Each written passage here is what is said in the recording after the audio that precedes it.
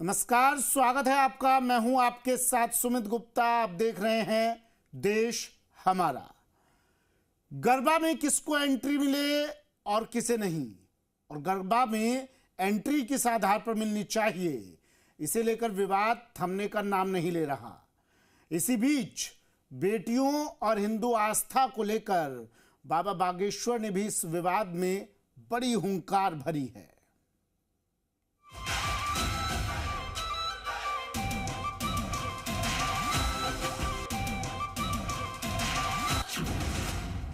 गरबा में भाईजान की एंट्री बैन होगी पहचान।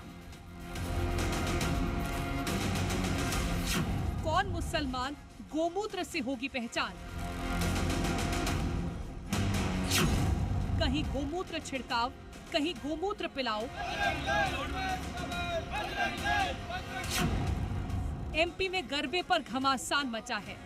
गरबे में गैर हिंदुओं की एंट्री ना हो, इसके लिए हिंदू संगठनों ने मोर्चा खोल दिया है। वराह टेस्ट, गोमूत्र टेस्ट से गैर हिंदुओं की पहचान हो रही है। वहीं अब इस विवाद में बागेश्वर धाम के पीठाधीश्वर पंडित धीरेन्द्र शास्त्री की एंट्री भी हो गई है। बाबा ने कड़े शब्दों में कह दिया है कि जब हम उनके हज यात्रा में नहीं जाते हैं तो उनको भी गरबे में नहीं आना चाहिए। बाबा ने ये भी कहा कि गरबा की एंट्री वाले गेट पर गौमूत्र रखना चाहिए। हिंदू विचारधारा के लोग हज यात्रा में नहीं जाते हैं तो उनके लोगों को भी जो है गरबा में नहीं आना चाहिए और गरबा के मुख्य दरवाजे पर गोमूत्र रखना चाहिए। बाबा का ये बयान आया तो लोगों की प्रतिक्रिया भी आई। गरबा में गौमूत्र वाले टेस्ट पर आम जनता का क्या कहना है, सुनिए। गरबा इसलिए हम लोग करते हैं कि मातृशक्ति आदि शक्ति स्वरूपा को रिझाने के लिए हमारी बहन बेटी गरबा करती है।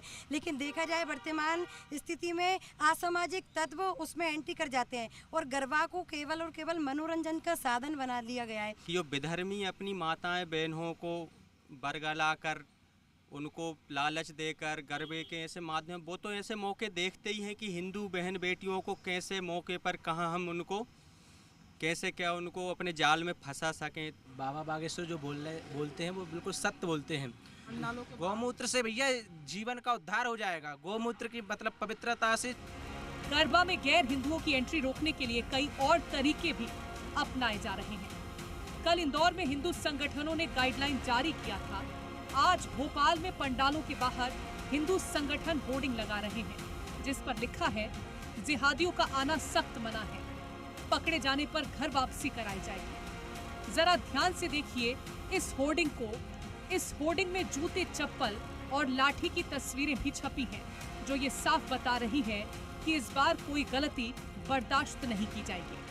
जी बता दें कि संगठनों में आक्रोश इसलिए भी दिखाई दे रहा है, जिस तरीके से गरबा पंडालों से बाद में जब तस्वीरें सामने आती है वो कई बहन बेटियां जब शिकार होती हैं अलग अलग धर्मों के समुदाय के लोगों से, उसके बाद आप राजधानी भोपाल की जब तस्वीर देखेंगे तो यहाँ पर बड़े होर्डिंग लगा दिए गए हैं और लगातार नारेबाजी की जा रही है। होर्डिंग में लिख दिया गया, गरबे के पंडाल में जिहादियों का आना सख्त मना है, पकड़े जाने पर घर वापसी कराई जाएगी और उचित व्यवस्था की जाएगी। और उचित व्यवस्था आप देखेंगे तो जो यहाँ पर कार्यकर्ता है उनके हाथ पे लठ नजर आ रहे हैं।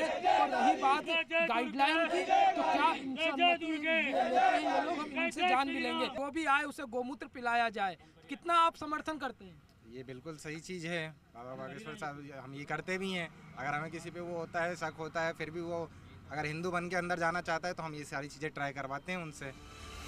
देश के ज्यादातर हिस्सों में गरबा में एंट्री को लेकर सनातनी क्रांति शुरू हो गई है।